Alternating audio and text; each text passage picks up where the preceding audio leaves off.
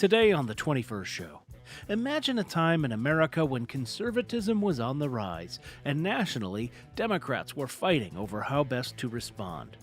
This happened in the 1980s, and while the Dems argued, they were racking up a series of electoral defeats. And yet, here in the Midwest, progressives made a populist case that resonated with voters in Middle America, urban and rural, black and white. All this is the subject of a new book by historian Cory Haala. It's called When Democrats Won the Heartland, Progressive Populism in the Age of Reagan. I'm Brian Mackey. We'll talk with Haala about that history and its relevance for what's happening today here on the 21st Show, which is a production of Illinois Public Media. But first, news.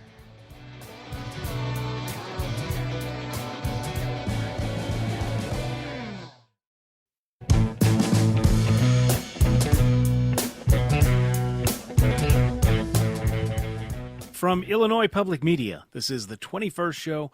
I'm Brian Mackey. And today on the program, we're going back to the 1980s, a time of bright colors and spandex, synth pop music and hair metal bands, and a series of humiliating electoral defeats among Democrats. CBS News. This is Charles Osgood at CBS News Election Night headquarters in New York. The polls have just closed in California, and bango, the state of California has every other state that has cast its votes so far for Ronald Reagan. Mr. Reagan now has 474 electoral votes, according to our count. Walter Mondale has only the 3 from the District of Columbia. The president said he feels sorry for Walter Mondale. In his words, I'm quite sure there isn't anything I can say to make him feel better. This guy made McGovern look like William the Conqueror.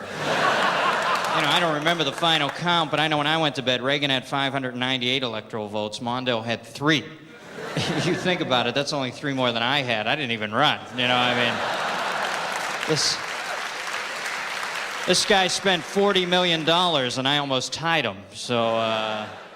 Stand-up comedian Dennis Miller following excerpts of a report from CBS Radio News. Rest in peace, CBS Radio. That scale of defeat, following the Democratic Party crack-up in the 1980 presidential primary, led to a lot of soul-searching.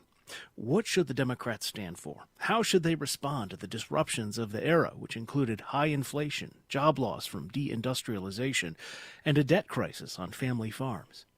One line of thinking urged Democrats to moderate on business issues, make peace with corporate America, do what you can to help the workers land on their feet. But another line of thinking saw the answer in populist traditions, grassroots activists coming together to seek a more fair distribution of wealth and power. And that second idea, progressive populism, took root in the Midwest, and it allowed Democrats here to find political success, even as the party struggled nationally. All this is the subject of a new book by the historian Cory Haala. It's called When Democrats Won the Heartland, Progressive Populism in the Age of Reagan. It's out recently from the University of Illinois Press, and it's a serious book because even the subhead has a subhead, 1978 to 1992. Cory Haala earned his bachelor's degree from Northwestern, his master's and PhD at Marquette. Today he's an assistant professor of history at the University of Wisconsin, Stevens Point, where he's also museum studies coordinator. Cory Haala, welcome to the 21st Show. Thanks, Brian. Thanks so much for having me.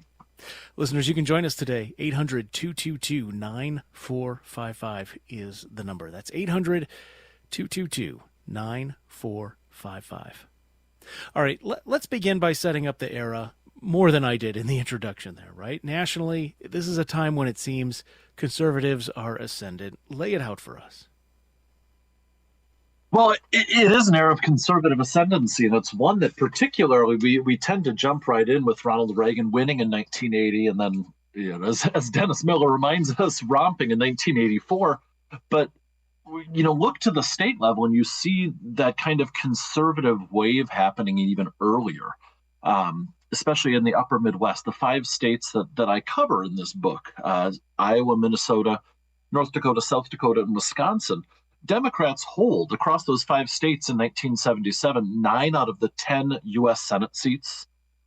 In that region, they hold 16 out of the 26 seats in the House of Representatives. They hold 4 of the governorships, a majority of state legislatures.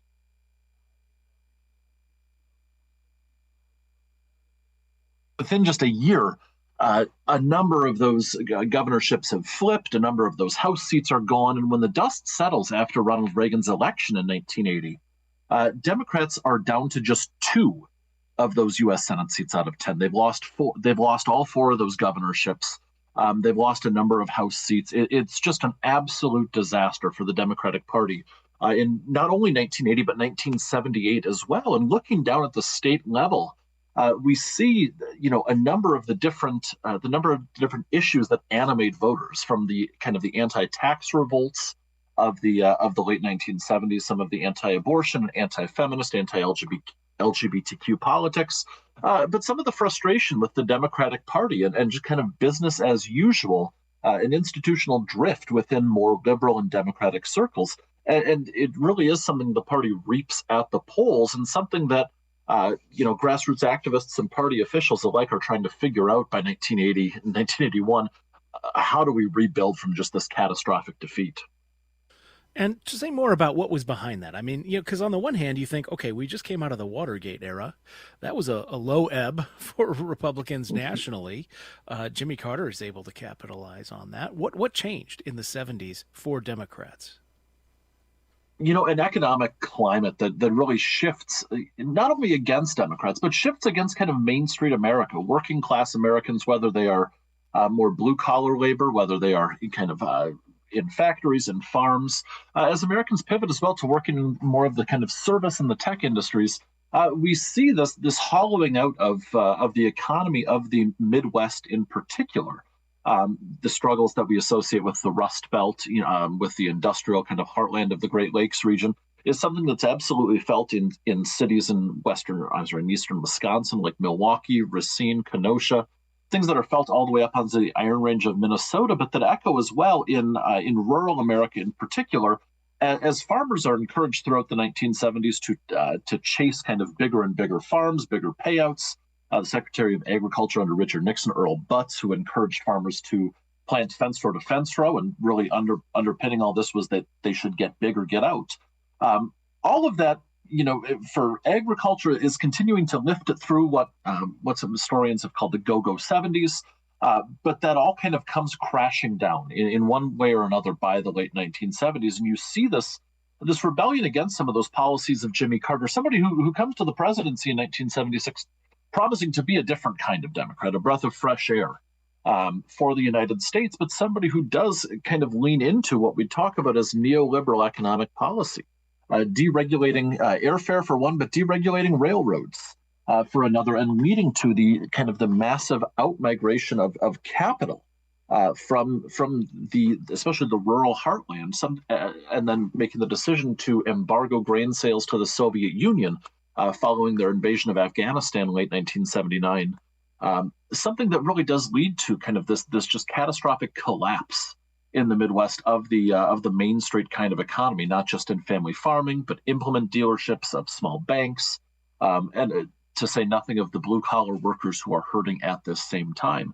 And so it is those policies that, even as Democrats bring in those Watergate babies in 1974, even as Jimmy Carter is elected in 1976. We don't see material changes in the actual economic positions, the economic fortunes of working class Midwesterners. At the same time as government is absolutely being tagged kind of in the Ronald Reagan way, that that I'm from the government and I'm here to help, that government is not the solution to our problem, government is the problem. At the same time as many of the kind of social programs and the mandates of the 1960s are still in place, you see this kind of perfect storm for a rebellion against the quote unquote big government kind of stylings. Well, what good has it done us if family farms are saddled with debt? What good has it done us if capital and business are continuing to leave our communities? It really does translate into revolts across the board in 1978 and 1980.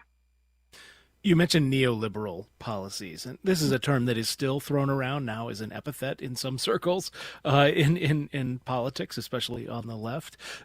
Can you talk about what is the Steelman case? What were the people espousing those policies? What were they trying to achieve?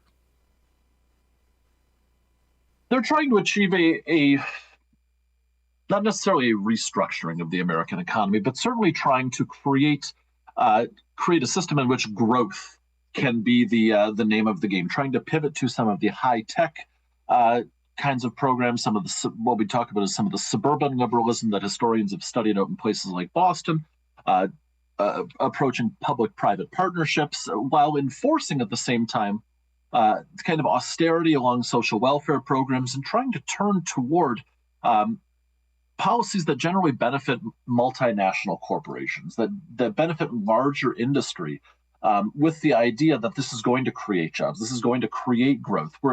If we're merely restructuring things in such a way that allow for, we don't want to completely undo labor rights, we don't want to completely sell out American workers, but we do need, some of this logic goes to pivot toward a little bit of free trade, to deregulate just a little bit, perhaps as a treat for these businesses, in exchange for creating some of the jobs, creating some of the conditions necessary for Main Street to grow once again. So then contrast that with this idea of populism at the time. And populism, and we can talk about the sort of different definitions people have of that, right-wing, left-wing, historic, modern. But I guess, yeah, let's set that up maybe. We should dive into that first maybe. What do people mean when they talk about populists? Absolutely. So the kind of core in one of the early moments in the book, and it uses profanity, so I'll do my best to avoid an NFCC fine here for you, for me, for anyone. But this is the Agriculture Commissioner of Texas, a guy named Jim Hightower, colorful, kind of populist, outspoken Democrat who talks not only in a very appealing, very kind of confrontational, loud style, but really importantly has the policies and has the kind of approach to restructuring government that really does characterize populism in the American tradition. And he's talking about watermelon growers in Texas who are struggling in the early 1980s. But he contrasts liberalism and populism. And he says, with these struggling watermelon growers, if we'd have been liberals, we'd have retrained them to do something else. But as populists, he says, we changed the market structure that was, he uses a more colorful word, we changed the market structure that was screwing them over. And he says that's the difference, right? That neoliberalism tends to accept and tends to lean into or steer into the skid of where the economy is taking average Americans. Perhaps puts its thumb on the scale to ensure growth, but believes that a rising tide is better than none at all. Whereas it was populists saying no, this structure and this system is rigged against average small producers. It's structured against small consumers, and it's the responsibility of government to rebalance things out for the benefit of working and of average people. So how does this idea begin to take root among Democratic politicians in the Midwest at this time, right? Because it had its moment a century earlier, or not quite a century earlier, but, decades and decades earlier. How does it take root again? Yeah. Well, it begins at the grassroots. And one of the, we'll get into, I'm sure, some of the conversations that happen with senators, particularly senators like Tom Harkin of Iowa, Paul Simon of Illinois, Paul Wellstone of Minnesota, Russ Feingold of Wisconsin. But a really core idea here to both understanding the populist movement of the 1880s and 1890s and understanding the kind of resurgence of populism in the 1980s is that it has to happen first with the people, right? It has to happen first at the grassroots. And one of the really interesting things that I discovered early on in some of my research for this book was finding grassroots groups, small little kind of magazines or small little advocacy groups that existed in North Dakota, in St. Paul, Minnesota, that were talking about the economic challenges that they faced in the 1980s, issues that challenges in struggles facing folks trying to preserve our environment, struggles for folks who are trying to be small, 160 to 200 acres, small family farmers and trying to make ends meet, and saying that, how have things gotten so that you can't be a small family farmer? How have things changed so that you cannot support your family on, a one income household? It used to be that this was possible, and something's changed. They feel the ground moving underneath their feet. And all of a sudden, we start to see this resurgence of looking at, well, once upon a time, there was a way in which things were structured in the Midwest differently.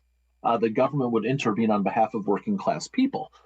This takes the form in North Dakota of a documentary, a film, not a documentary, called Northern Lights in 1977, which looks at the history of a progressive populist kind of caucus of the Republican Party called the Nonpartisan League in the 1910s in North Dakota.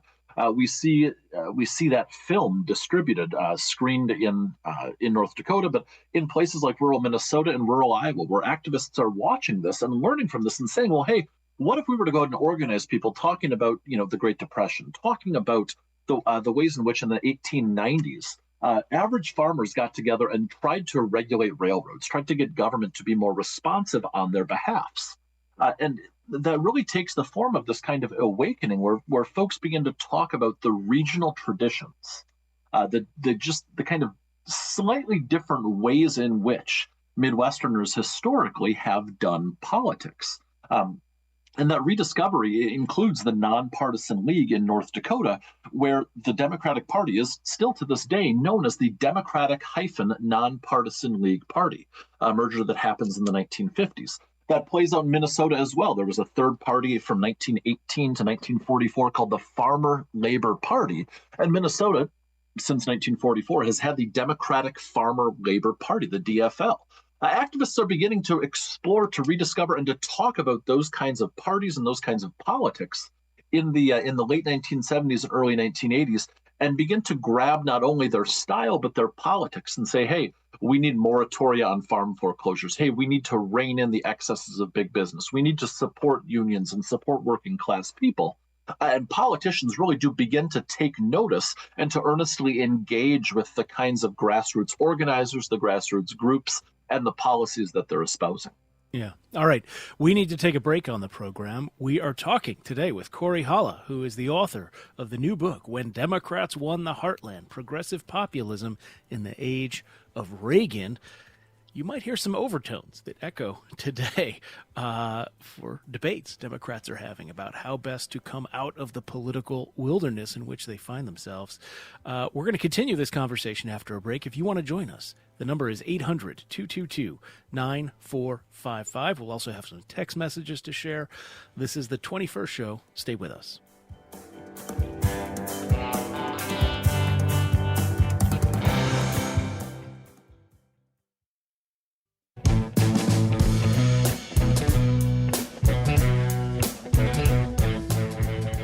It's the 21st show. I'm Brian Mackey, and we're talking today with Cory Haala. He's a historian of the Midwest. His new book is When Democrats Won the Heartland, Progressive Populism in the Age of Reagan. He's also on the faculty at the University of Wisconsin, Stevens Point. We asked members of our texting group about this, specifically how you think progressive populism would be received today. And how well, if you remember that era, how well Midwest Democrats handled the Reagan era. And, what key factors are holding back Democrats today. We heard from Aaron in Springfield, who says progressive populism is the key for a healthy, modern Democratic Party. The embrace of MAGA shows people are desperate for a political ideology that takes them seriously and supports them against entrenched power. The Dems need to stop focusing on the vanishingly small cohort of convertible neocons and activate the underrepresented masses that would respond to an honest, pragmatic, progressive economic and social policy. Thanks for that message, Aaron. Appreciate it. You can join the conversation at 800-222-9455. 800-222-9455. So, Cory Haala, let's talk a little more about this approach that Midwest Democrats are taking and how that contrasts with what's happening at the national level, because this is where you start to feel the echoes of debates that are, that we've been hearing for the past 10 years or more in politics today. It absolutely is a struggle between some of the maybe more known or talked about groups, the Democratic Leadership Council in particular, the very, to throw around the word again, neoliberal or kind of moderate free market oriented wing of the Democratic Party. But one of the things that gets covered up in the process is the very vibrant way in which Midwestern liberals, as I call them in the book, but progressive populists, really did try to, not just at the local and state level, but at the national level, try to chart a new way forward. And this is something that really does begin in Iowa, in Illinois, and other places. In February of 1983, two congressmen at the time, Tom Harkin from Iowa and Lane Evans Rock Island announced that they're forming what they call the Congressional Populist Caucus. And they talk about that they're going after imbalances in economic power, and they promise that they're going to serve as the interest to serve the interests of the common people. They really do push in Congress this idea that they're going to fight for anti-plant closure laws, that they're going to fight for they're going to oppose banking deregulation, they're going to oppose natural gas deregulation. And really express a lot of concerns about economic ownership and the economic future of the United States.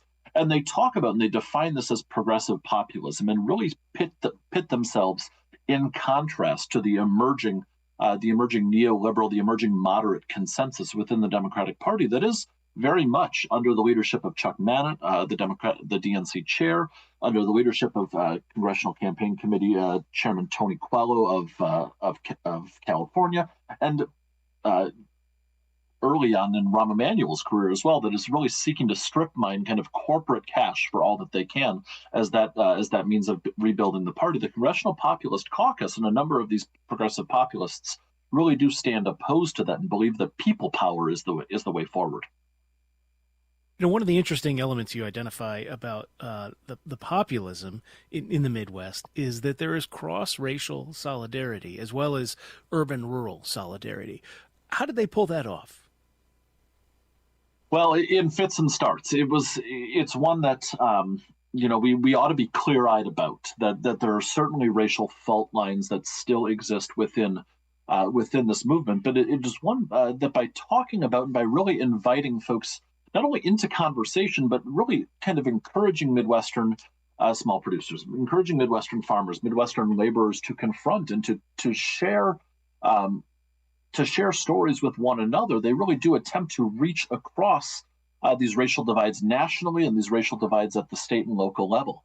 One such example in the book is what's called Farm Labor Solidarity Day. This is November of 1983, and it involves in Minnesota and in Iowa, this just very, as the name suggests, farm labor solidarity, where they invite farmers into more kind of urban spaces, farmers who are struggling to get a fair price for the commodities that they're producing, in particular the corn, the wheat, and the hogs that they're producing. Farmers come to union halls in Waterloo, Iowa, and in Duluth, and then Virginia, Minnesota, and give away some of their food. They donate it to food pantries. They send all the workers, members of a UAW local in Waterloo, home with a free pound of pork sausage, but encourage these workers to listen to speakers in common and to talk to one another in the hall, and to build these kinds of solidarities based not necessarily on identity, on race perhaps, but on class, right? The ways in which deregulation is hurting us, the ways in which whether it's John Deere, whether it's the local meatpacking plant, whether the ways in which they're threatening to hire scab labor, the ways in which they're threatening to close their shop and relocate it elsewhere without recognizing a union local, that those things cut across occupational lines, they cut across racial lines, and that in fact, if we could be talking about these things more often, we could really understand the ways in which these kinds of racial divisions are perhaps not entirely, but are perhaps a little more superficial than we give them credit for.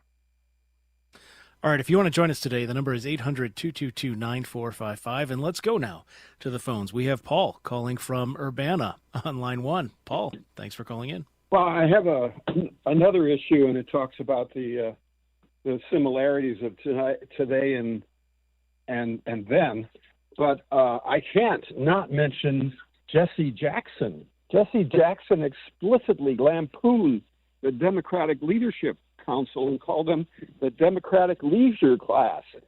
I mean, it wasn't called neoliberalism then, but it was the same kind of corporate influence that the Dems now have. Now, premise of my call was about the opportunity of this opposition to data centers and big money, big investments, with very little consideration to the population. The Democrats at the leadership level are, they're talking about AI and innovation. They're not talking about how it's going to affect people's lives. And it's a perfect analogy. And there's a lot to chew there, but I just have to get in something else about that whole neoliberal era, and it's never talked about, and it's the Bayh-Dole Act, which never has only been used by Trump to go after Harvard and their patents, but it's basically a way of recapturing control over patents and the medical pharmaceutical industry when they're using research that was paid for by the U.S. government. This is what allowed that to go ahead. And the provision that allows it to be captured back is never used, except, as I mentioned, surreally by Trump. So, thank you. All right, Paul, thanks for the call. All right, a lot to cover there. I'm going to ask us to put a pin in Jesse Jackson. He's definitely on my roadmap. Big part of your book as well. So we can come back to that a little later. But I don't know if you want to respond to some of the other things that Paul had to say there about, neoliberalism and maybe echoes today with data centers or this law he was talking about. Both with data centers and with AI. I think you see that idea, and perhaps with Bayh-Dole as well, the kinds of the ways in which these public-private partnerships tend to be one-way streets, right? Another tax break, another kind of incentive to move in. Where at the same time you have local residents. Think about all the graduation speakers we've seen booed in the last couple weekends alone as they talk about AI to college graduates. The ways in which these policies are being met with resistance at the kind of the micro level, that there is this discontent out there with just blind acceptance of kind of a business-oriented future.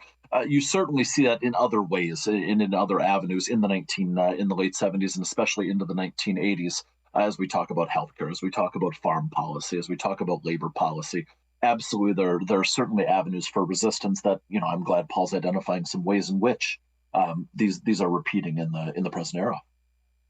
All right, let me remind listeners we're speaking with Cory Haala. His book is When Democrats Won the Heartland, Progressive Populism in the Age of Reagan. If you want to join us, 800-222-9455 is the number, 800-222-9455.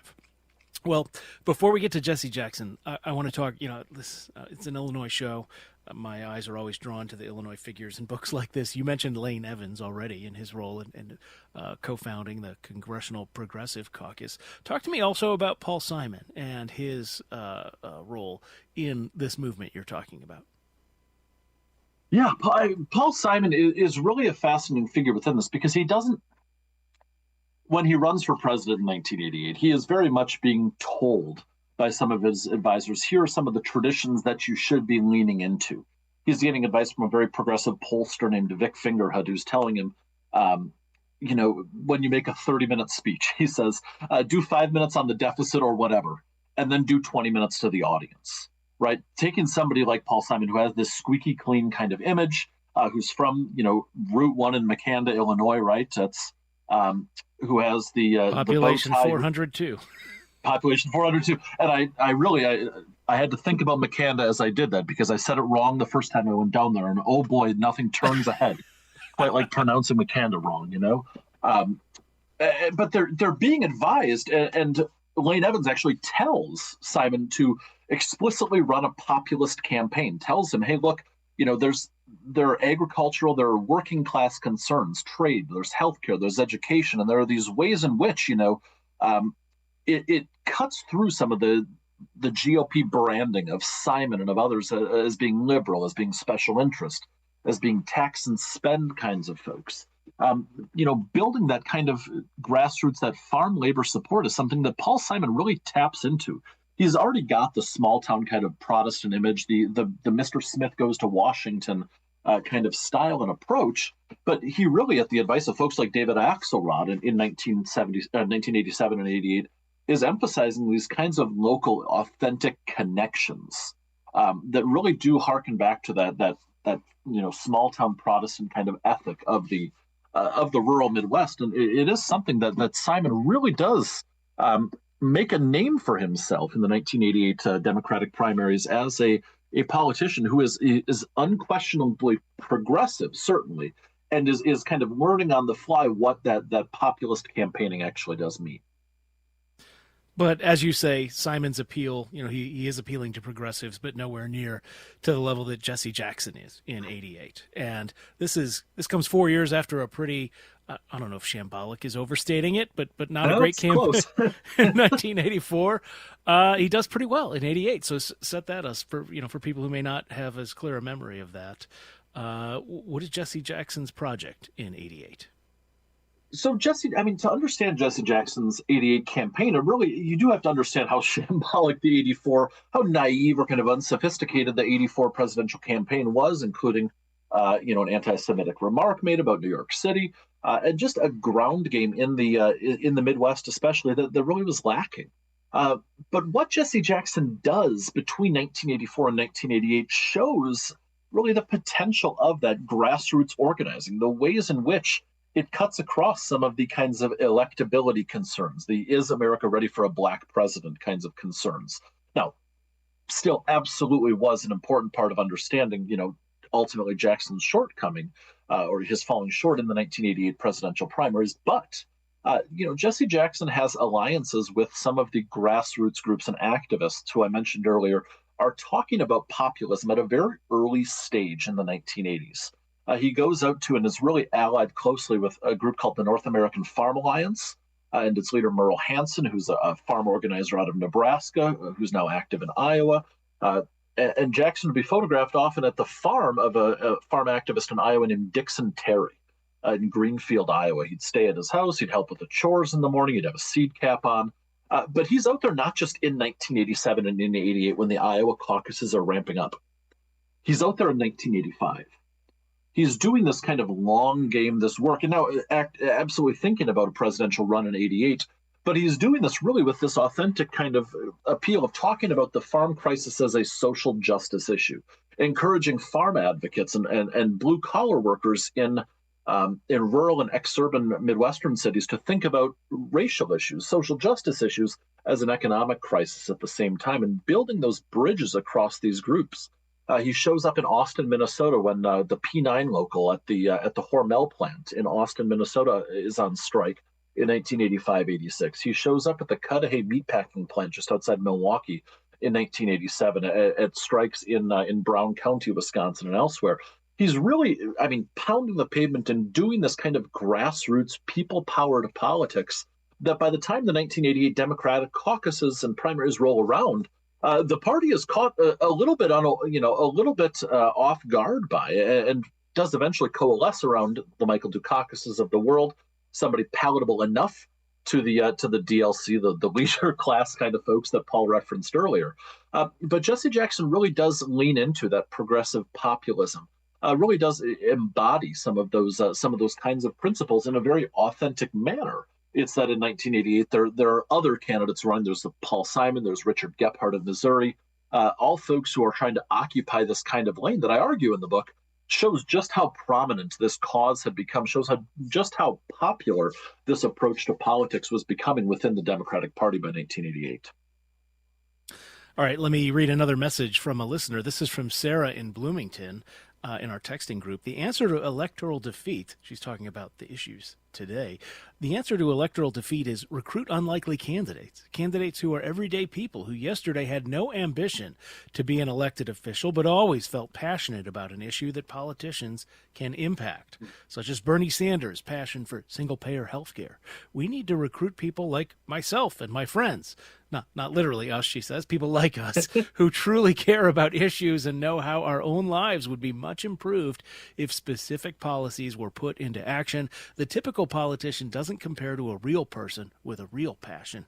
That is how we overcome electoral defeat, Sarah says. Thank you for that message, Sarah. Appreciate it. If you want to join us today, 800-222-9455. We're going to take another break, and then we will have the last part of our show with Cory Haala. He is a historian, professor at University of Wisconsin, Stevens Point. His book is When Democrats Won the Heartland, Progressive Populism in the Age of Reagan. But as you can hear, some overtones for today. We're definitely going to get to that. Again, if you want to join us, 800-222-9455. This is the 21st show. We'll be right back.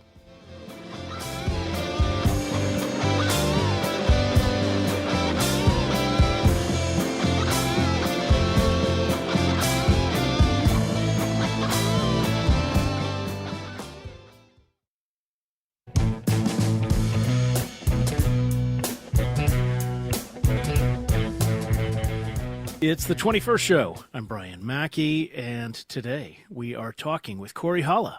He's the author of the book When Democrats Won the Heartland, Progressive Populism in the Age of Reagan, 1978 to 1992. It's recently out from the University of Illinois Press. If you want to join us today, 800-222-9455. 800-222-9455. Before the break, Cory, we heard that message from Sarah from Bloomington talking about, the answer is to recruit unlikely candidates, right? Everyday people. You hear this said about Graham Plantner.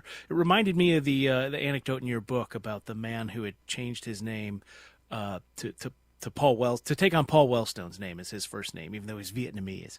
And you had this line, he seemed to be just like one of us. Right. And I guess, maybe you can talk about the personal appeal of these individuals. Right. Candidate selection, I think, is the term that political activists use. Absolutely. You're referencing Wellstone Wynn from the conclusion. Somebody who did, change his name as an ode, as a thank you to somebody who helped reunite his family in Minnesota. And Wellstone, Paul Wellstone really does represent, to Sarah's point, one of those kind of unlikely candidates within all of this. Running in Minnesota, in particular, as a curly-haired Jewish professor from the D.C. Beltway, who has a PhD and teaches at one of those kind of liberal bubble colleges in rural Minnesota, Carleton College, but who runs strong and has this great appeal in the rural parts of Minnesota, both the kind of rural farm communities, but up on the Iron Range of Minnesota as well, a very blue collar, very extractive, industry oriented part of the state. And it's the unlikelihood of his candidacy stems from that the ways in which he had worked to build relationships with the voters in those build relationships with voters in those parts of the state, to go out and really to take seriously their economic concerns, and then work to represent them for one, but to frame them in ways that helped build a coalition statewide, that worked to help bring these different groups together, and to find the symbols as well that represented the struggles that faced average people, in the way that somebody like a Paul Simon had his bow tie, right?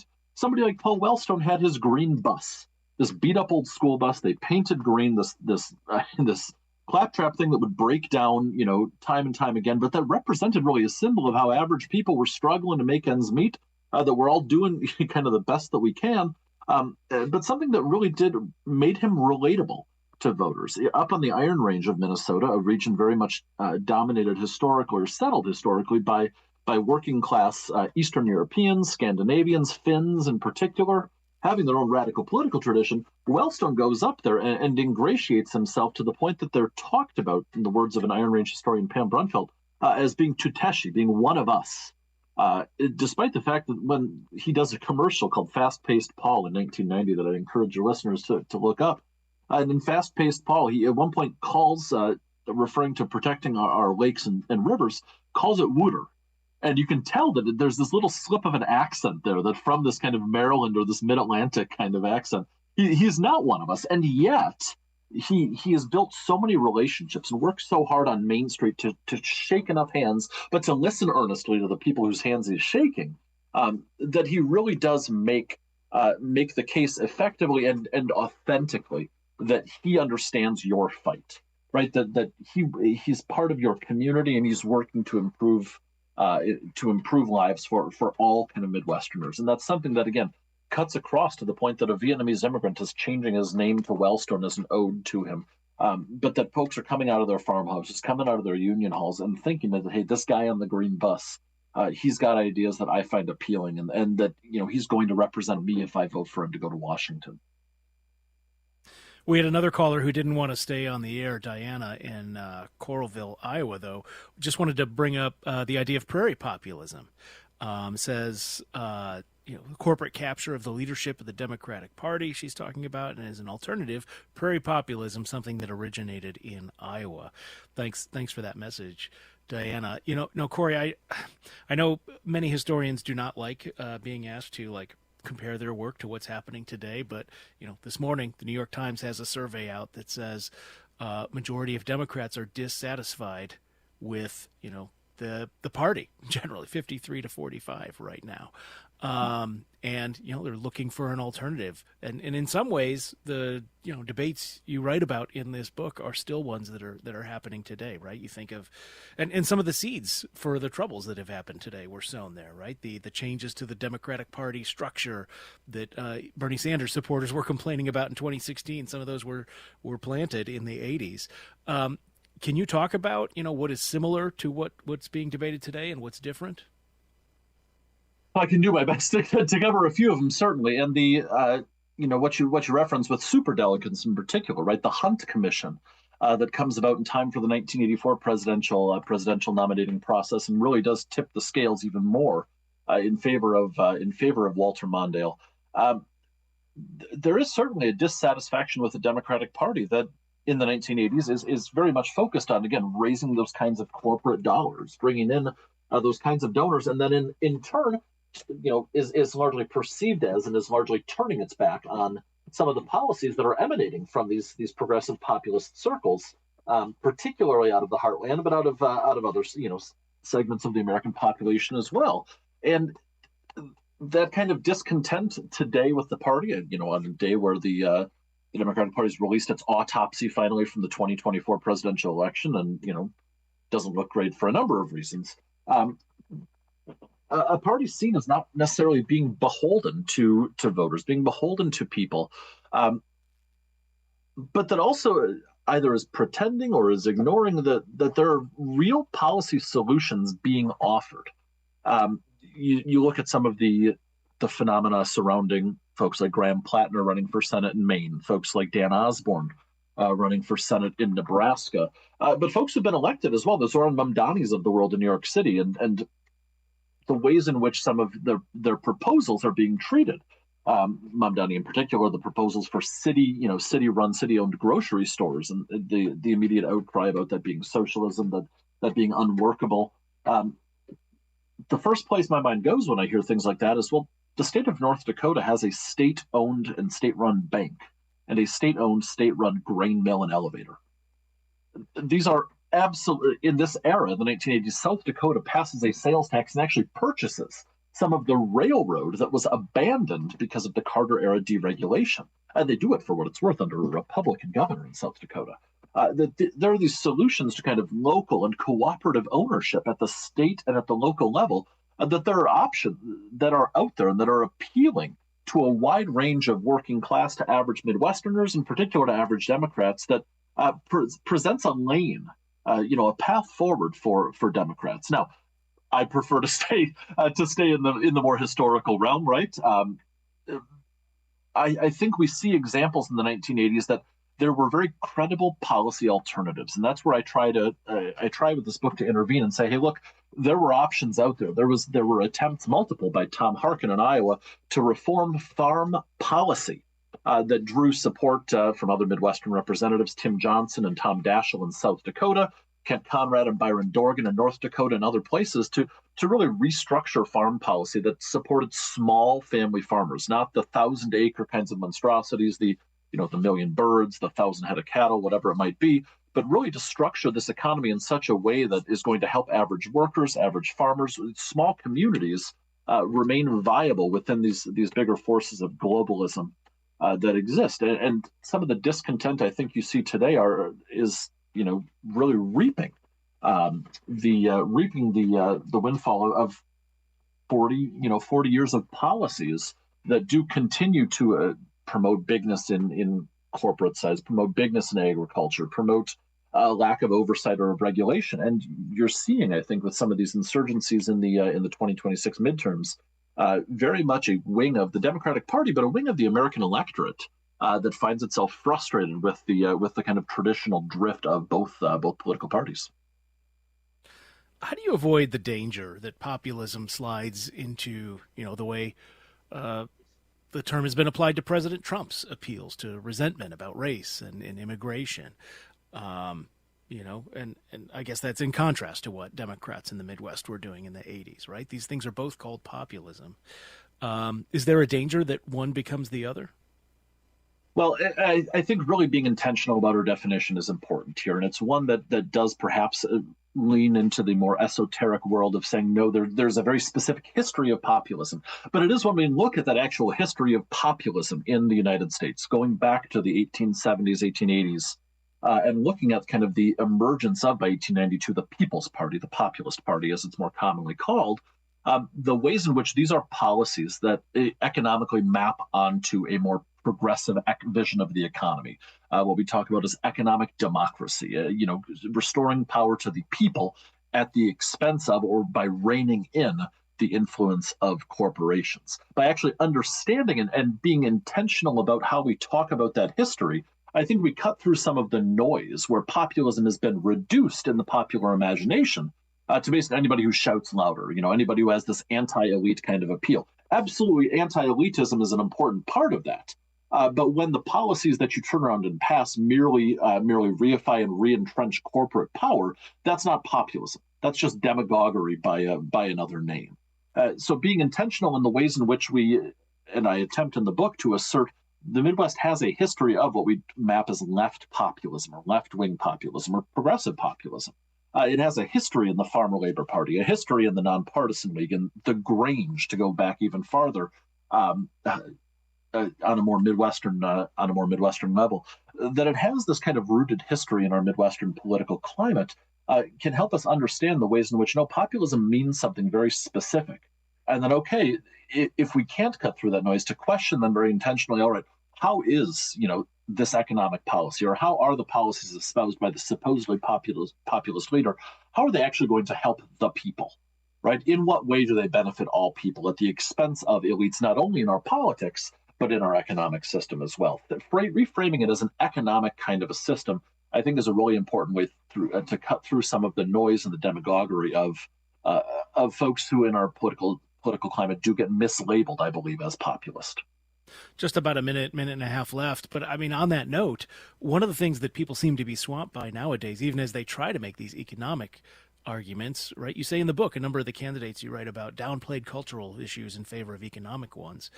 Is that even possible in this era of algorithmic fueled outrage and, a handful of extremely wealthy people funneling, significant amounts of money into ads that sort of raise the salience of social issues? It certainly becomes more of a challenge. And that's something really that, what does a populist media ecosystem look like? What does a kind of more localized information network look like? Well, it could be local ownership of radio stations, of smaller newspapers, of kind of things that not only exist for a smaller audience, but really do attempt to make themselves part of a community's fabric, right? That position themselves not just as another ecosystem or another bubble that you can kind of escape to, but something that does have something to say about these kinds of cultural causes. What somebody like Tim Walz in 2024 talked about is knowing your neighbor, right? Kind of rebuilding some of those community ties so that we're not necessarily as isolated or atomized, but ways in which we can develop these really meaningful connections and relationships to one another. Whether you can do that in the modern ecosystem, I don't necessarily know, but I think that is kind of a populist path forward. Cory Haala is an assistant professor in history and the museum studies coordinator at the University of Wisconsin, Stevens Point. His latest book is When Democrats Won the Heartland, Progressive Populism in the Age of Reagan, 1978 to 1992.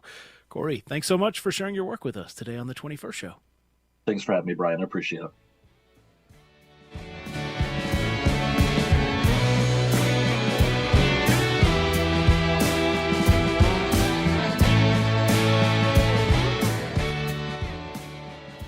That is all the time we have for today. Coming up on tomorrow's show, you've heard of midlife crises, but what about quarter life? The years between adolescence and middle age come with their own unique challenges, but this stage of life is often overlooked. We'll talk with a psychotherapist about what it takes for young adults to not just survive, but thrive.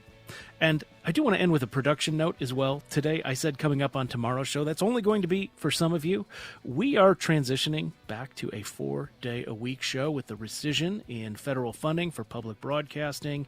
Our staff has been reduced at Illinois Public Media. We lost one of our producers on the show after that happened, and so we are scaling back a little bit. We're also exploring some new avenues for distribution of the program. But for many of our stations, you will not be hearing us on Fridays, and some beginning tomorrow. But that is a change that is coming. You can find out more at our website, 21stshow.org. That's it for us today. The 21st Show is a production of Illinois Public Media. Thanks for listening.